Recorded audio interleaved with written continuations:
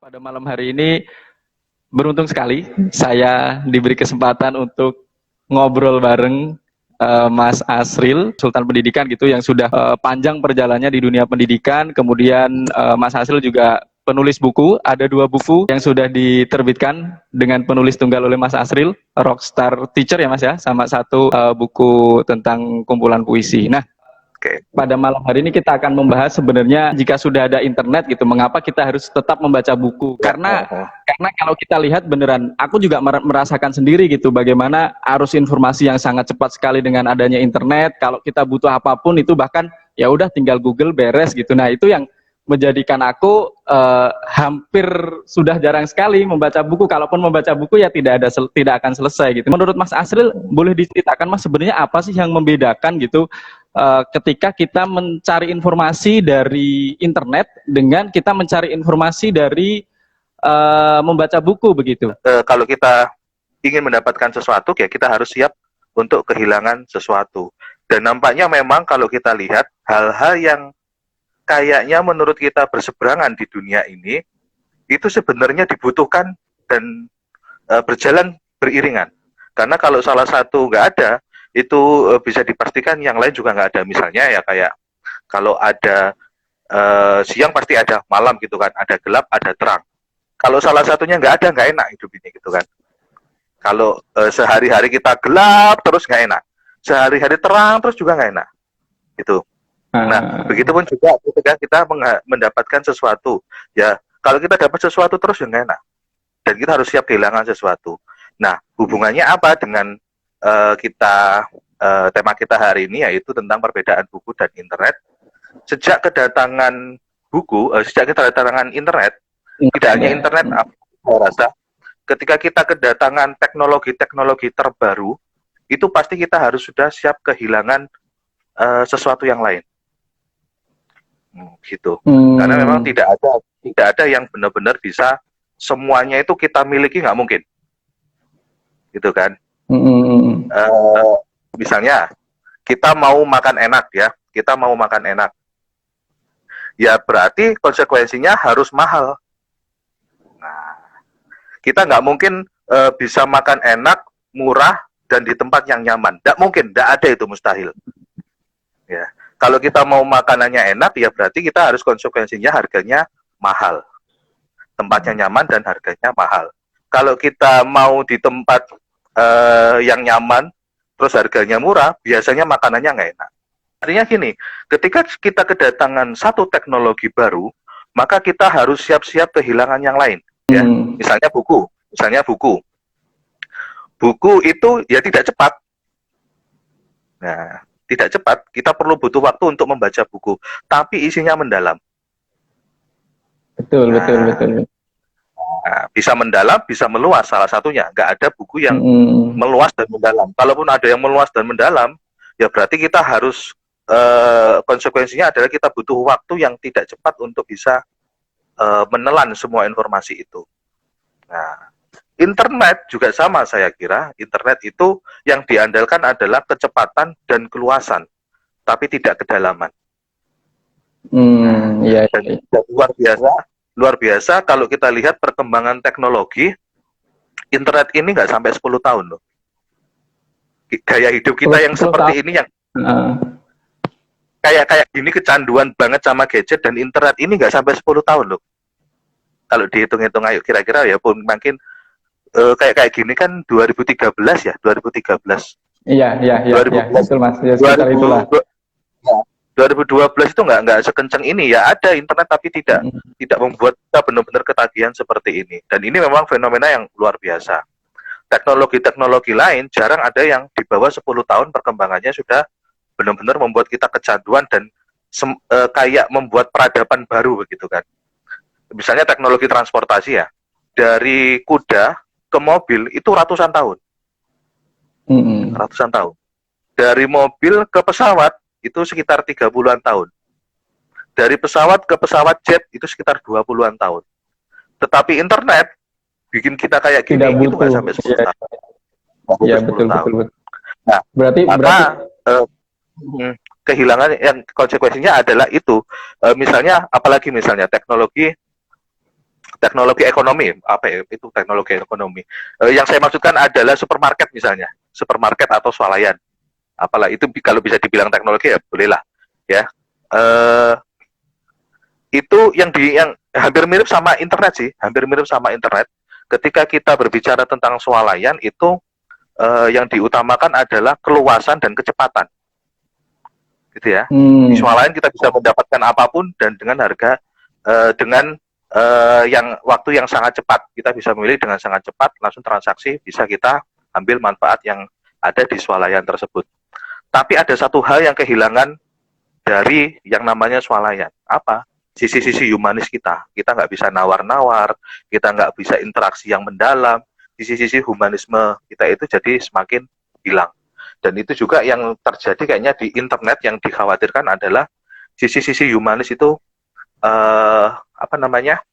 dikhawatirkan hilang karena kita komunikasinya komunikasi teknologi itu kan ya benar, informasi tersampaikan dengan cepat, dengan meluas, tetapi kan kalau kita berkomunikasi kan tidak hanya butuh itu ya, tidak butuh hanya informasinya tersampaikan, kita butuh ada rasa di situ. Nah itu saya kira di internet yang kehilangan adalah rasa yang ada di situ. Balik lagi kalau urusannya perbandingannya dengan buku, maka saya kira itu tadi internet yang saya rasakan sendiri hampir hampir berhasil menggantikan buku, karena jujur ketika ada internet juga intensitas saya membaca buku jadi benar-benar berkurang gitu kan.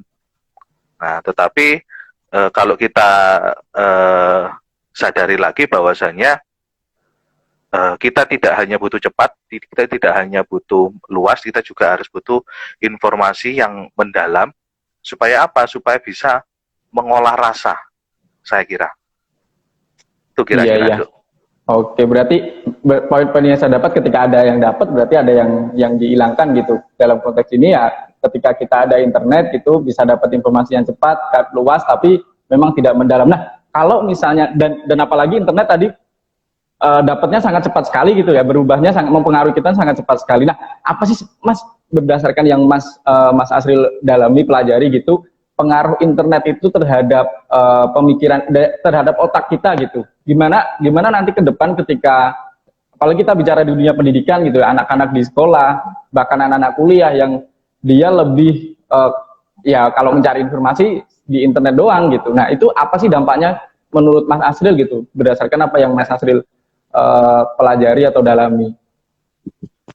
Yang saya tahu ya, hasil dari baca-baca begitu, kalau kita bedanya kita membaca buku dan membaca internet, kalau buku itu katanya menurut hasil penelitian itu lebih jangka panjang, lebih masuk ke dalam memori jangka panjang daripada di internet. Kan ada kayak kita ngasih stabilo, ngasih tanda dan sebagainya. Nah itu ternyata berpengaruh juga ke memori dan sebagainya gitu. Nah kalau hubungannya sama berpikir terstruktur, saya kira kalau penulis buku itu adalah penulis-penulis yang memang kalau menulis buku dengan menulis artikel di internet saya rasa berbeda sekali. Ya, kalau internet acuannya hanya biasanya kebanyakan adalah bagaimana itu bisa SEO-nya bagus, ya, search engine optimization-nya bagus, keterbacaannya bagus. Nah, maka yang diutamakan ya hanya itu, tidak terlalu terstruktur. Tapi kalau penulis buku yang beneran begitu, itu biasanya dia benar-benar mencurahkan semua apa yang ada di pikiran dan perasaannya, tidak hanya mencurahkan semuanya, tapi juga memikirkan apa yang saya sampaikan ini kira-kira nanti keterbacaannya bagus apa tidak ya. Nah, gitu. Jadi berpikirnya dua kali kalau seorang penulis buku itu. Yang pertama adalah isinya harus mendalam. Yang kedua, enak dibaca atau enggak, keterbacaannya bagaimana. Nah, sehingga memang kalau urusan perbandingan internet dan buku, saya kira buku jauh lebih baik untuk nutrisi otak kita, baik itu nutrisi kognitif, nutrisi afektif dan sebagainya. Itu. Dan biasanya kalau kita membaca buku itu cenderung lebih reflektif daripada kita membaca dari internet. Tuh, ada olah rasa yang dirasakan ketika kita membaca buku.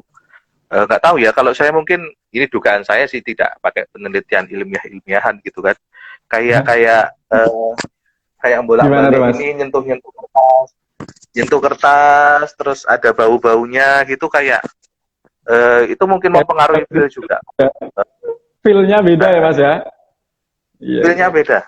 Karena feel-nya beda, membacanya pun juga, menikmati bacaannya pun juga berbeda dengan ketika kita membaca di internet.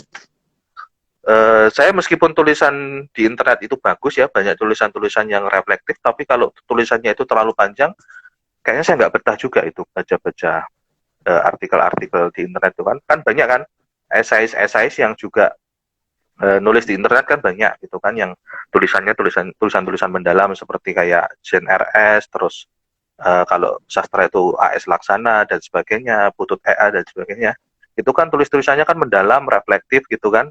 Tetapi entah kenapa kalau saya baca di internet itu ada yang kurang gitu menikmatinya itu. Beda kalau kemudian tulisan-tulisan itu kemudian dibukukan, itu biasanya saya bisa lebih menikmati refleksi-refleksi yang ada di dalam tulisan tersebut. Jadi sepertinya kalau buku itu tidak hanya masalah konten, tapi juga masalah rasa sepertinya. Iya, oke. Berarti kalau saya tangkap tadi 3 poin ya, Mas Asril. Pertama, kalau kita membaca buku biasanya memori kita akan lebih jangka panjang gitu ya.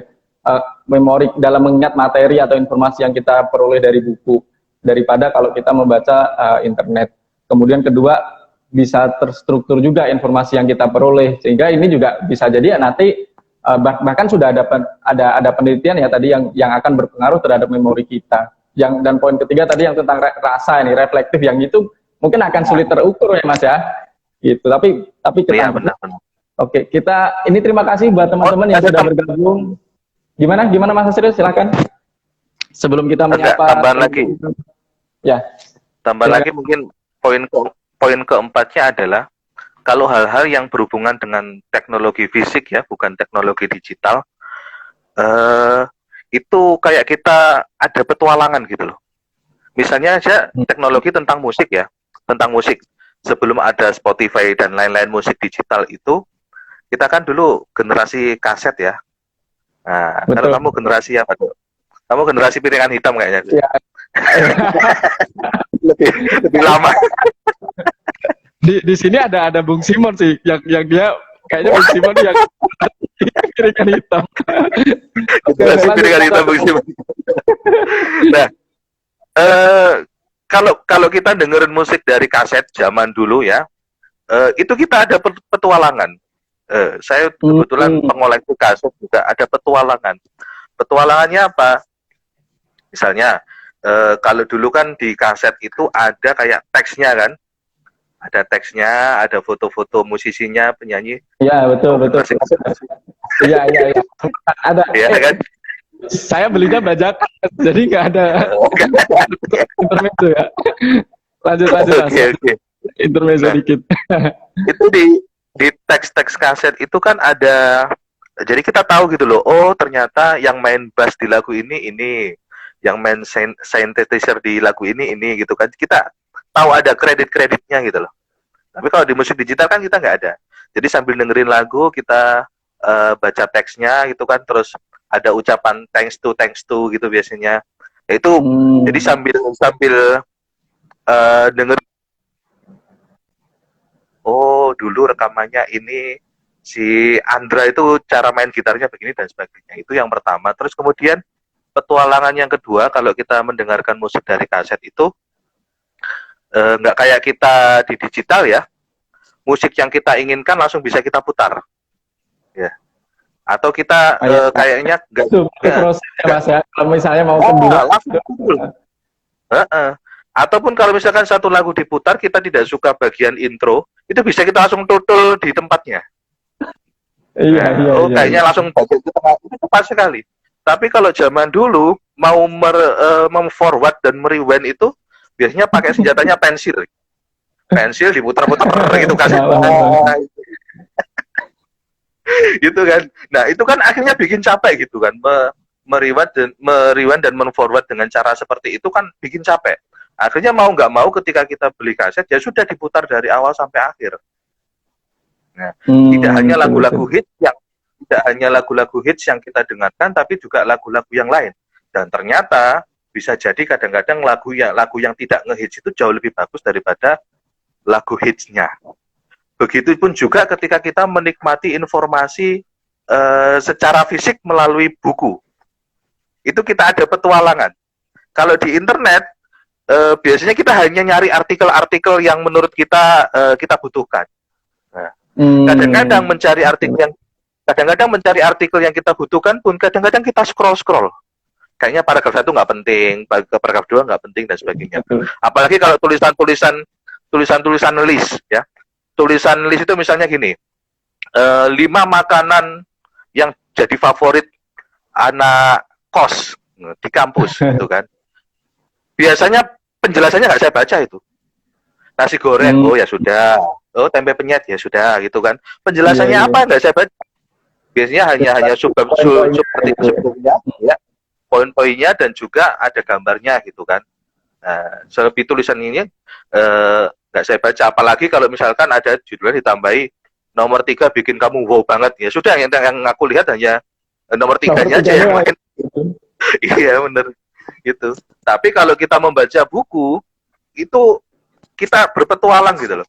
Kita tidak hanya mencari sesuatu yang kita butuhkan. Mungkin awalnya akan mencari sesuatu yang kita butuhkan. Kita lihat daftar isinya, terus kemudian oh kayaknya yang aku butuhkan ada di bab 3. Tapi karena proses mencari bab 3 itu, ya, mencari bab 3 itu kan otomatis harus melewati bab 1, bab 2, dan sebagainya. Ternyata loh, kok ada gambar ini di bab 2, kayaknya menarik loh. Kok ada subjudul kayak gini, penjelasannya gini, ada highlight kayak gini, kayaknya menarik gitu. Akhirnya apa? Terjadi petualangan. Nah, bisa jadi yang kita butuhkan itu mungkin cuma bab 3, tetapi karena kita menelusuri itu tadi berpetualang, kita akhirnya jadi menemukan sesuatu yang lain, bahwasanya oh ternyata yang bab-bab lain ini jauh lebih seru daripada yang saya butuhkan. Nah akhirnya itu tadi meluas dan mendalam menurut saya kalau kita membaca dari buku seperti itu kira-kira. Iya. Terima kasih penjelasan yang sangat lengkap sekali. Kita sapa dulu ada Bung Simon. Terima kasih Bung Simon sudah bergabung. Ada ya Beserio, ini murid saya di Papua nih. Kemudian ada Kakak Ella, ada Auria, terima kasih teman-teman, ada Ilham juga, ada Theodius, ada Mas Angga, ada Bunda Dian tadi, ada Mas Ari, wis fasil idolaku, ini kapan-kapan kita ngajak Mas Ari nih. Ayo. Cocok nih. Kemudian juga ada Mas Najib juga, ada Wulan ini adik ponakan saya. Terima kasih teman-teman sudah bergabung. Bagi teman-teman yang mau bertanya gitu, boleh nanti ditulis di kolom chat. Nih Bung Simon nih, Bung Asril ini aliran romantisme nih. Aku kok berasa ya keren. Oke. Bung Simon sepertinya penulis buku juga, nanti bisa kolaborasi tuh Mas Asril. Ya, sekali. Ajak Bung Simon lah. Oh siap. Okay. Pasti. Nah, Mas Asril, tadi Mas Asril sudah cerita banyak nih. Sebenarnya perbedaan antara kita mencari informasi di internet, kemudian juga dengan buku gitu. Nah pertanyaannya Mas, tapi kan kalau dengan kondisi sekarang nggak mungkin ya kita benar-benar menghilangkan internet, dan padahal kita juga butuh gitu. Kadang karena pada suatu saat kita juga butuh informasi yang cepat gitu, dan ya kalau butuh informasi yang cepat dan internet tuh banyak gitu, kita mau nyari apa aja ada gitu. Nah, kalau saran dari Mas Asril nih Mas, kapan sih sebenarnya gitu waktu paling tepat gitu, kapan kita harus mencari informasi itu melalui buku gitu. Kemudian kapan juga kita harus ya udah mencari internet gitu, dan bagaimana sih biar bisa seimbang gitu antara kita juga masih tetap bisa membaca buku gitu. Gimana Mas Asril, saran dari Mas Asril? Nah kan tadi kan balik lagi di awal tadi kan, kalau kita ingin mendapatkan sesuatu pasti kita akan kehilangan sesuatu kan. Nah, yang baik itu kan sebenarnya seimbang ya. Bagaimana kita mendapatkan sesuatu tapi tidak kehilangan sesuatu. Tapi kayaknya kalau benar-benar tidak kehilangan sesuatu itu kelihatannya mustahil juga. Nah, sekarang kalau saya, bagaimana agar kehilangannya itu tidak terlalu banyak? Poinnya itu ya Mas, bagaimana supaya kehilangannya. Nah, gimana itu Mas Asril? Nah, bagaimana agar ketika kita kehilangannya tidak terlalu banyak, ya kita jangan mengambil sesuatu yang baru itu terlalu banyak. Gitu. Jadi kalau misalkan kita ingin tetap bisa membaca buku dan juga tetap juga bisa menikmati internet, ya maka jangan menikmati internet banyak-banyak. Kalau kita sudah full di internet banyak-banyak, jangan menikmati internet banyak-banyak. Iya, jangan menikmati internet banyak-banyak. Nah, sebenarnya dulu awal-awal itu ada banyak komunitas-komunitas yang mengkritik itu kan gini, bukan mengkritik sih, mengkhawatirkan gitu kan. Kalau di negara-negara luar mungkin budaya bacanya sudah tinggi. Jadi ketika kedatangan internet masuk dengan budaya membaca yang seperti ini gitu kan, takutnya belum sempat dibudayakan membaca buku sudah ada internet, maka itu yang didapatkan adalah ada bencana-bencana seperti itu, sehingga kita dikit-dikit percaya hoax dan sebagainya. Itu karena mungkin kita budaya membaca bukunya mungkin karena tidak pernah terbentuk di awal. Nah, itu sih saya juga kebetulan akhir-akhir ini berjuang untuk mengurangi mengkonsumsi internet dan menyeimbangkan untuk membaca buku. Caranya bagaimana? Caranya adalah dengan ya di internet itu kita manfaatkan untuk membiasakan diri, tetap membuat diri kita dekat dengan yang namanya buku. Kalau saya biasanya caranya adalah saya follow akun-akun penjual buku. Nah, akun-akun komunitas buku. Terus kemudian kalau di YouTube ya saya juga suka nonton video-video review buku dan sebagainya. Setidaknya itu masih menjaga saya untuk tetap dengan iklim buku, gitu kan? Karena ketika saya follow akun-akun toko-toko buku online, itu kan mereka pasti muncul di feed terus kan, update terus barang-barang jualannya apa. Tidaknya saya akan tergoda. Nah, saya akan tergoda dan membeli buku, meskipun belum tentu nanti dibaca atau tidak. Yang penting beli dulu, supaya saya tetap dekat dengan buku, terutama buku-buku terbaru atau buku-buku yang menarik. Itu kalau saya, usaha saya yang saya lakukan selama ini adalah seperti itu. Dan nah, kalau misalkan ini ya, kalau saya kebetulan yang saya follow adalah toko-toko buku yang misalnya yang saya suka gitu loh. Misalnya buku sastra, buku pendidikan, buku psikologi dan sebagainya. Nah, teman-teman kalau pengen ini ya, silakan cari toko-toko buku atau komunitas-komunitas buku yang teman-teman suka gitu. Yang kalau misalkan suka dengan teen lead ya silakan gitu kan. Follow akun-akun penjual buku teen lead dan sebagainya. Intinya adalah minat baca itu sekali lagi harus berangkat dari apa yang kita suka dulu. Gitu. Dan biasanya nanti setelah kita berangkat dari minat yang kita suka, akan ketularan ke minat-minat yang lain gitu kan. Misalnya dulu kalau saya lihat-lihat lagi, dulu kenapa saya akhirnya suka membaca sampai sekarang, itu karena saya awalnya adalah tidak dengan membaca buku yang serius dulu, tidak membaca buku pelajaran dulu, tapi yang saya baca adalah komik. Nah, dari komik itulah akhirnya saya senang sekali dulu mengumpulkan komik, akhirnya penasaran. Awalnya hanya komik-komik Jepang, terus kemudian ke komik-komik yang lain gitu kan. Kalau zaman saya dulu ya, masa kecilnya komik Petruk Gareng, Megaloman. Apa itu? Kamu tahu ya. Gitu. Tapi ya, komik yang benar-benar melekat sampai sekarang itu, yang semua ceritanya saya ingat itu adalah komik Siksa Neraka. Pokoknya baca juga nggak tuh komik Siksa Neraka? Enggak juga Mas. Ya.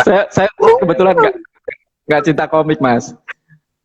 Itu komik-komik stensilan biasanya dijual di pasar-pasar itu, pinggir-pinggir pasar gitu. Pokoknya kalau baca komik itu langsung auto rajin sholat kamu pasti. tapi aku sepakat Mas bahwa kalau mau membiasakan suka baca buku gitu, memang harus dimulai dari yang disukai dulu ya Mas ya. Kalau kalau tadi Mas Hasril cerita dulu suka komik gitu, dari kalau aku Mas, kenapa saya dulu ya sebenarnya saya belum berani juga sih menyatakan bahwa saya pecinta buku, karena juga masih Senin Kamis juga gitu.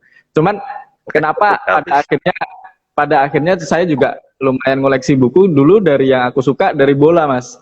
Jadi awalnya Oh ya. bacanya buku sebenarnya majalah bola, kemudian lanjut ke komiknya tentang Subasa, tentang yang hubungan dengan bola gitu, karena memang sukanya di situ. Cuman dari situ ya akhirnya lanjut suka. Nah, ini ada tanggapan dari Bung Simon nih. Nanti mungkin Mas Hasil bisa bisa menanggapi juga, bisa mengomentari, karena kayaknya sealiran gitu. Jadi menurut Bung Simon yang dimaksud romantis itu ya kalau mencari catatan sendiri di buku itu sesuatu banget gitu, karena mungkin saat membuat catatan itu kita sedang melakukan sesuatu. Nah, ini yang berbeda banget ketika kita mencari di internet, bahkan kita bisa search lalu ketemu, betul ya. Iya, Benar, jadi benar. prosesnya panjang ya kalau misalnya ya Mas ya.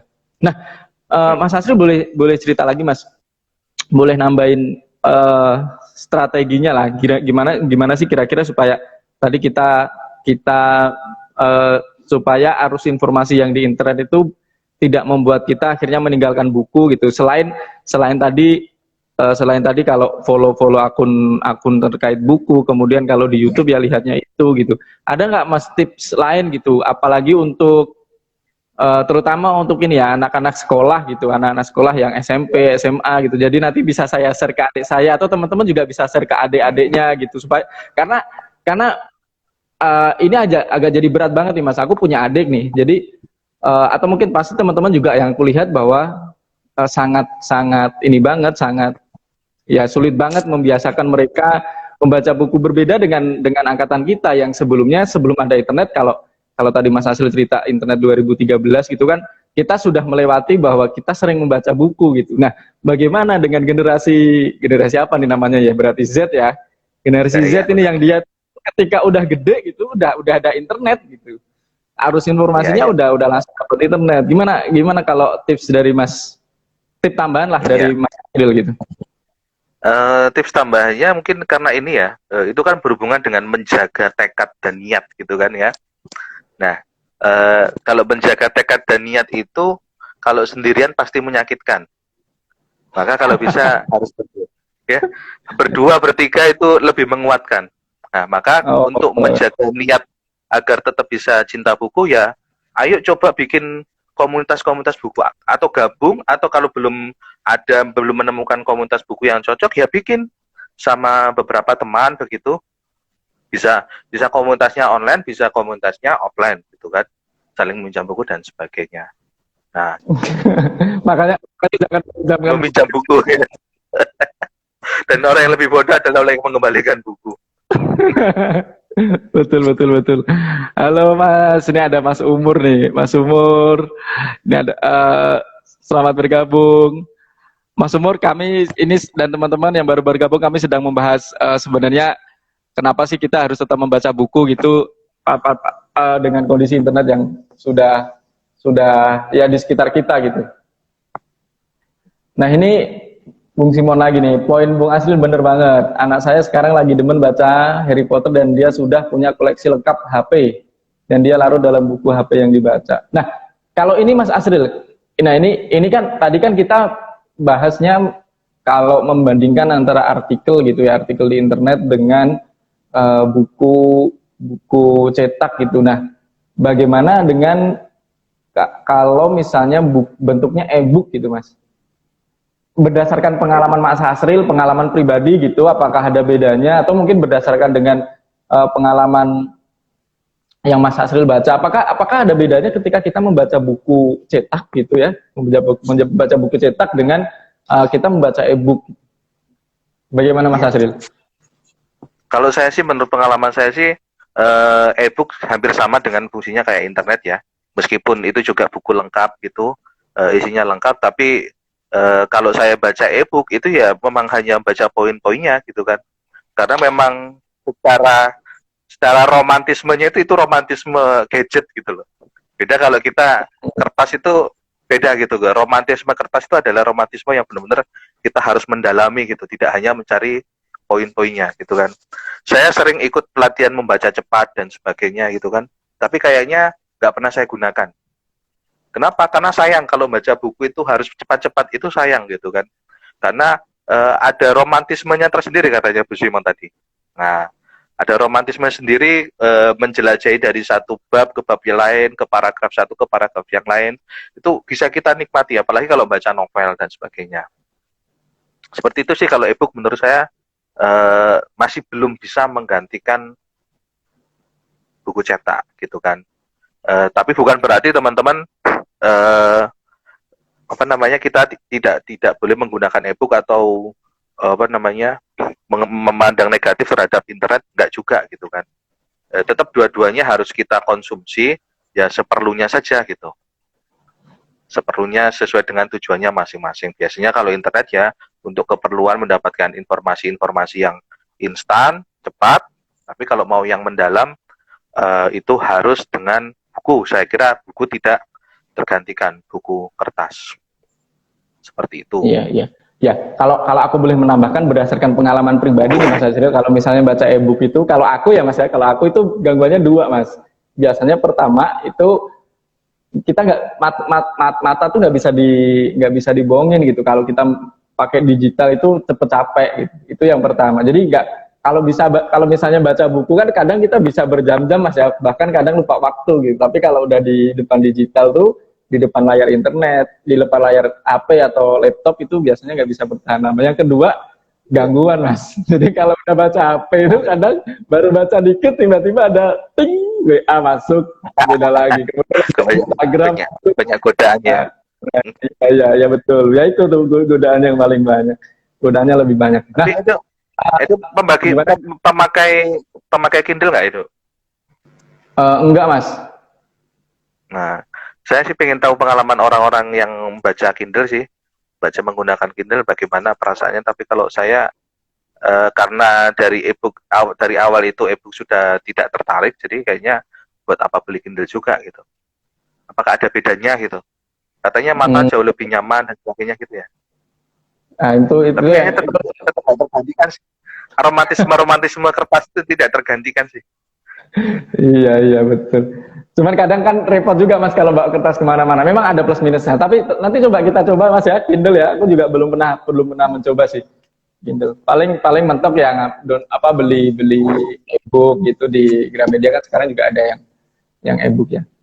Nah ini ada gratis.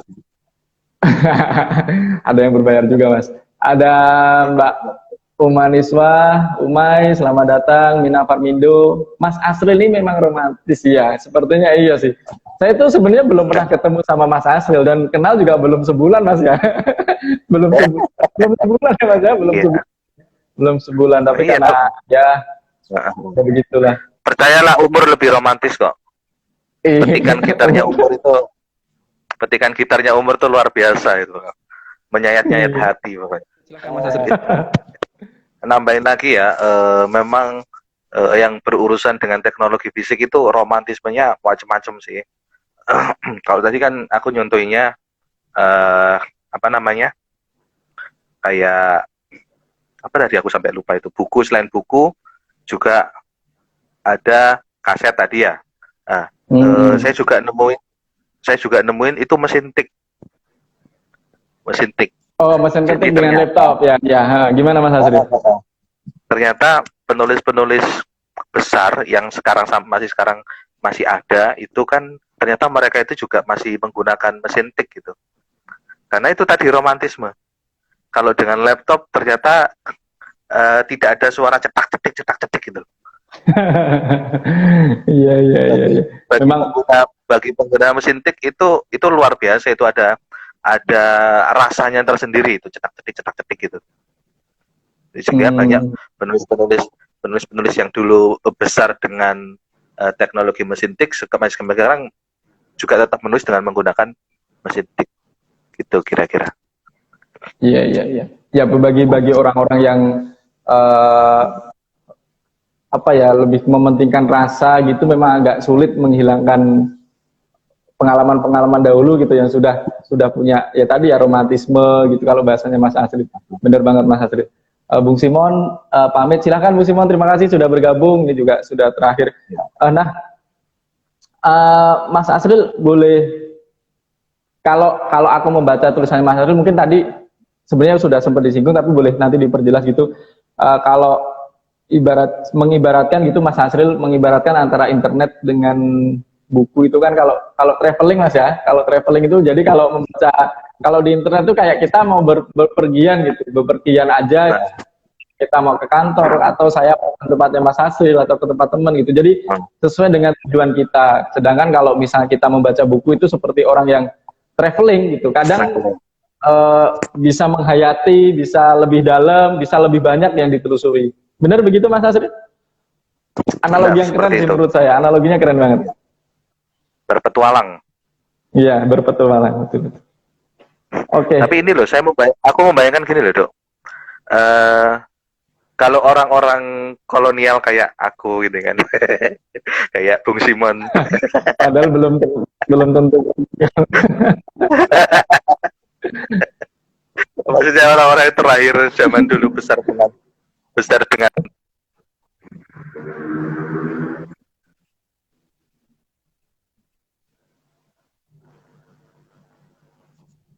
dengan cara memutar kaset dan sebagainya.